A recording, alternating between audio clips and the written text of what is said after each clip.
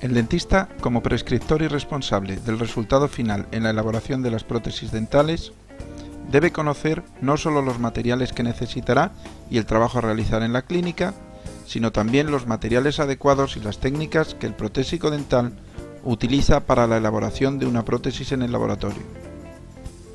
El profesional selecciona habitualmente el material del que está hecha la prótesis, pero también debe conocer y seleccionar los materiales auxiliares en su elaboración, pues de todos ellos depende el resultado final que él debe validar. La prótesis fija por antonomasia es la prótesis colada de metal o metal porcelana, bien sea en su modalidad de puentes o incrustaciones. Para la elaboración de este tipo de prótesis, los materiales finales a utilizar son el metal y la porcelana, pero en su proceso de elaboración utilizamos otros muchos que es interesante conocer. El primer paso para fabricar un puente fijo es la toma de impresiones, que se realizará con elastómeros, de los cuales el más usado son las siliconas de adición por su gran estabilidad dimensional al no producir subproductos en su reacción de fraguado.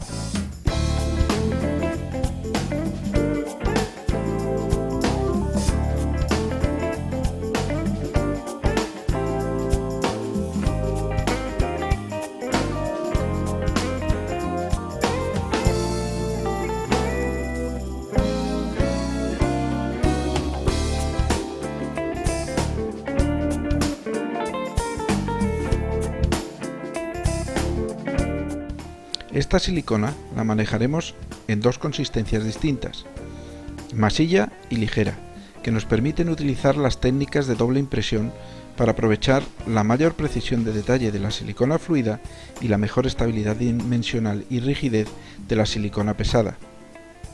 El único problema de estos materiales a la hora de la precisión de detalle es su hidrofobia, que los fabricantes tienden a minimizar añadiendo al material elementos tensioactivos.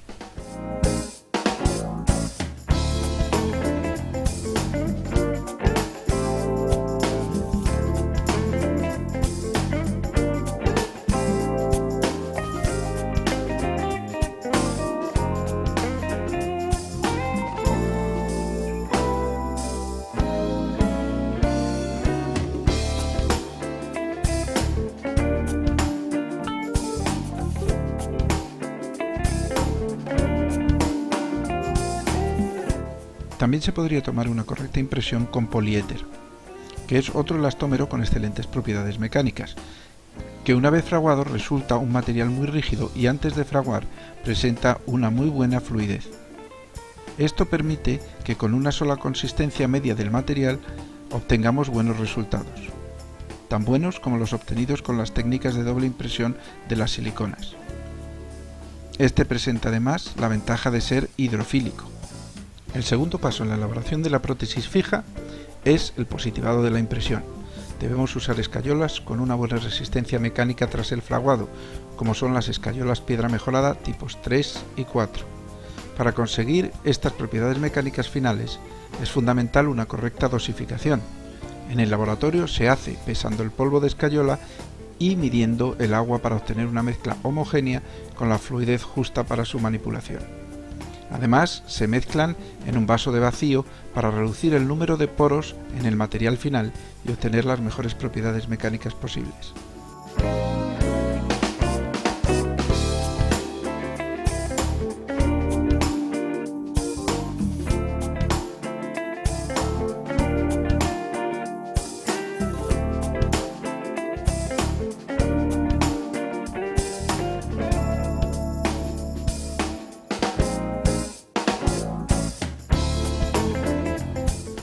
A la hora del positivado es importante el tixotropismo de este material, que lo hace más fluido cuando lo vibramos, permitiendo una mejor precisión de detalles en el modelo final y sobre todo una mayor eliminación de atrapamientos de aire y por tanto de poros que debiliten la estructura.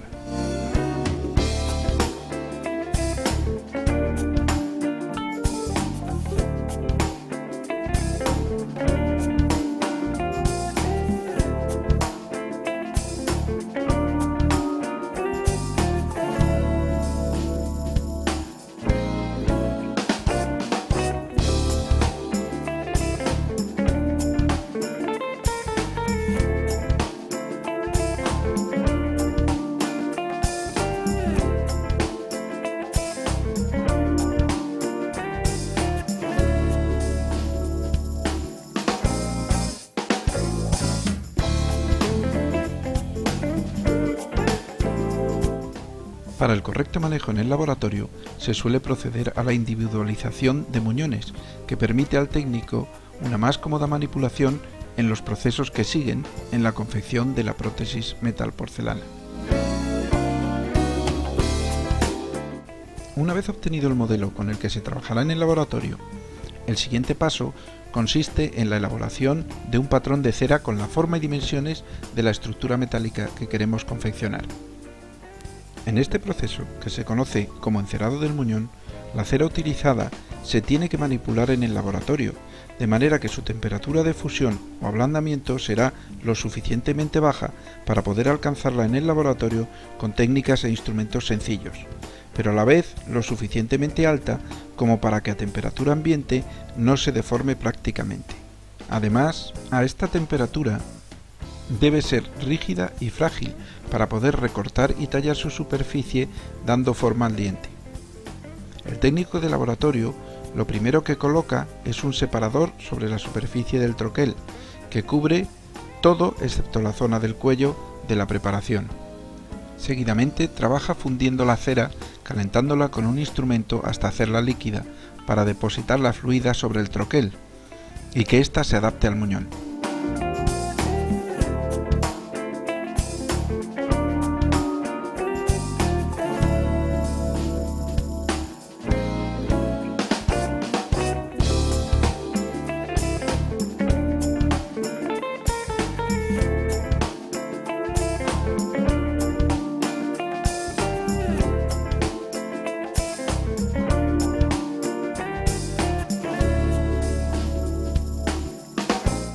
El técnico utiliza ceras de distintos puntos de fusión, reconocibles por sus distintos colores, de manera que puede trabajar por capas, colocando siempre ceras de mayor punto de fusión debajo y en las capas superiores ceras de menor punto de fusión, que no ablanden a las primeras.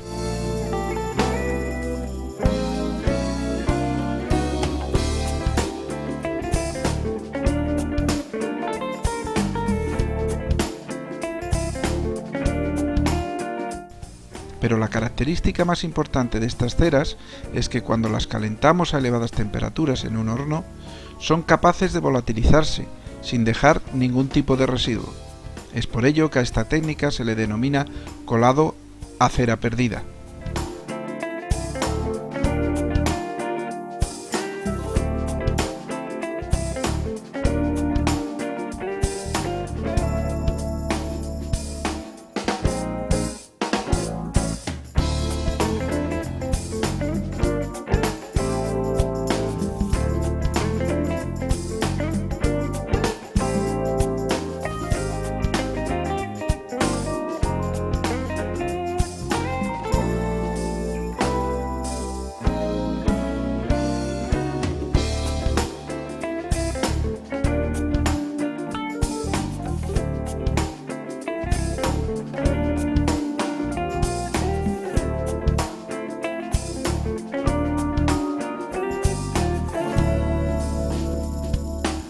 El técnico de laboratorio debe diseñar con cera toda una estructura que, al desaparecer por acción del calor, permita la entrada del metal a través de una serie de bebederos hasta el hueco dejado por nuestro patrón de cera. Los formadores de bebederos son cilindros de la misma cera que no deja residuos. En el diseño de estos bebederos, el técnico tiene que considerar el centro térmico de la estructura, donde el metal se mantendrá más tiempo fluido, la forma de rellenar el metal y el escape del aire que queda retenido en el interior de esta estructura, para que así no queden poros en el metal.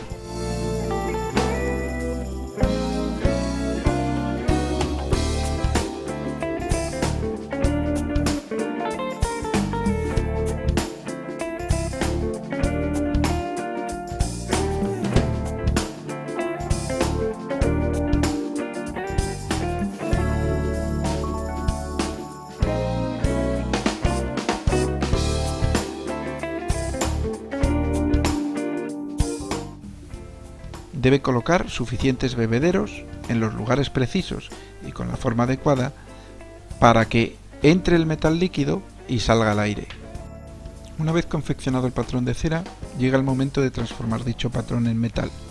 Para ello vamos a revestirlo con un material fluido que fraguará En un primer lugar, se adaptará perfectamente a la superficie de la cera y una vez solidificado la incluirá. A este material se le conoce como revestimiento. El revestimiento debe resistir bien las temperaturas altas para poder volatilizar la cera y servir de receptáculo para el metal fundido. Al enfriarse el metal y solidificar, obtendremos un patrón idéntico al de la cera, pero en metal. Para todo ello, el técnico de laboratorio debe incluir la cera dentro de un cilindro en cuyo interior se verterá el material de revestimiento fluido, sin fraguar, y se dejará el tiempo necesario para que solidifique. El material de revestimiento también tiene que cumplir una serie de requisitos, ya que su expansión térmica, higroscópica y de fraguado, sumadas, deberán contrarrestar la expansión térmica del metal que vayamos a utilizar, de manera que las dimensiones de nuestro patrón metálico, una vez frío, sean idénticas al patrón de cera. Los revestimientos, una vez fraguados, deben ser además materiales fáciles de eliminar para no dañar la estructura del metal que contienen. Tienen fundamentalmente dos componentes: un material refractario, generalmente sílice, que resiste grandes temperaturas casi sin deformarse, y un material aglutinante, yeso, sílice o fosfato. Los revestimientos se clasifican fundamentalmente en función de sus aglutinantes. El siguiente paso en el proceso de laboratorio es lo que denominamos propiamente el colado del metal. Consiste en rellenar el hueco dejado por la cera dentro del revestimiento con un metal fundido, con ayuda de una máquina de centrífuga.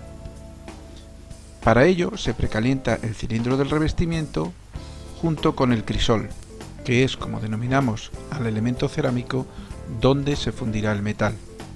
Con este precalentamiento conseguiremos que desaparezca la cera sin dejar residuo alguno y que el material de revestimiento sufra su expansión térmica. A continuación se colocan ambos en la centrífuga y es en ella donde se funde el metal, y al hacerla girar, este se introduce por acción de la fuerza centrífuga en el hueco dejado por la cera. Por ello es bueno que los metales que se utilicen en estas técnicas tengan un peso molecular alto, para que sean fáciles de centrifugar.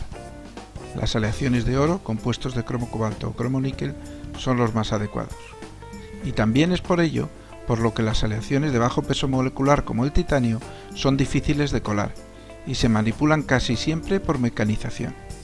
Los metales más usados en estas técnicas son las aleaciones nobles de oro y las aleaciones menos nobles de cromo cobalto. El profesional debe conocer exactamente la composición de las aleaciones utilizadas, ya que es él el que debe seleccionar la más apropiada por sus propiedades mecánicas y biológicas para la estructura que pretende fabricar. Una vez colada la estructura metálica, se procede a la eliminación del revestimiento y terminación de la misma. Si nuestra corona final va a ser solo metálica, hay que liberar el metal del revestimiento, separarlo de los bebederos y luego pulir adecuadamente su superficie hasta dejarla totalmente lisa y brillante, y sin irregularidades para minimizar la adhesión bacteriana una vez colocada en boca. Con ello, la estructura estaría terminada tras el pulido. Para pulir el metal, se utilizan secuencias de fresas cada vez menos abrasivas, terminando incluso con pastas abrasivas muy finas. Cuanto más duro es el metal, mejor y más fácil será su pulido. Pero si la estructura va a ser para una prótesis metal-porcelana, esta deberá ser tratada en el horno para oxidar su superficie en la zona que va a ir cubierta de porcelana.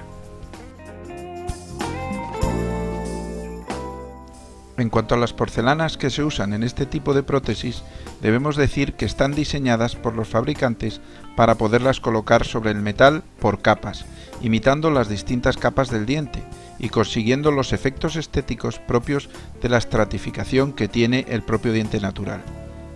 Por ello, los fabricantes nos proporcionan polvos de porcelana que al mezclarlos con el agua destilada nos permiten obtener porcelanas totalmente opacas, que en capa muy fina van a cubrir el color gris o amarillento de la cofia metálica. Colocando una o dos capas de opáquer, el color resultante es más parecido al del diente final. Tras la cocción en el horno del opáquer, el técnico del laboratorio colocará sobre este porcelanas que una vez cocidas tendrán el aspecto de la dentina. Debe seleccionar el color de la gama de porcelanas para dentina profunda y dentina superficial de que dispone. Una vez mezclado el polvo con el agua destilada y obtenida la pasta de porcelana, se comienza a dar forma al diente. Para poder distinguir las distintas capas de porcelanas que va colocando, estas contienen en su polvo pigmentos de colores vivos, que luego desaparecerán con la cocción.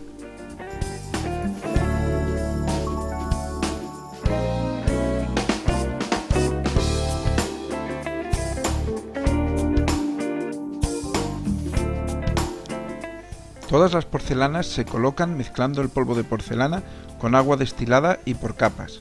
Entre una capa y la siguiente hay que cocer la porcelana. Cada cocción comienza lentamente, es lo que se conoce como precalentado, para evaporar poco a poco el agua, y luego termina a la temperatura exacta que requiera la porcelana que vamos a fundir. Además, hay que tener en cuenta que cada capa debe tener una temperatura de fusión inferior a la de la capa situada debajo de ella, y a su vez la capa más profunda, la opacificadora, debe fundir a temperatura inferior.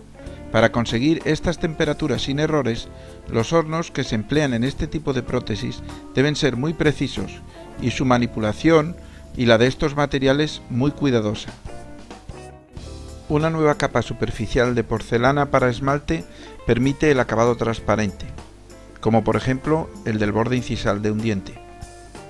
Y una última capa de una porcelana para glaseado de muy bajo punto de fusión permite el acabado superficial brillante de nuestro puente metal cerámico.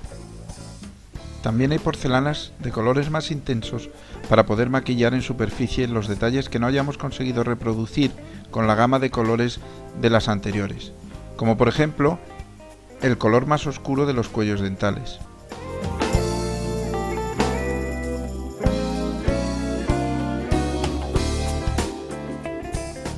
La gama de color de todas estas porcelanas es muy amplia y con una manipulación adecuada se consiguen resultados estéticos muy notables.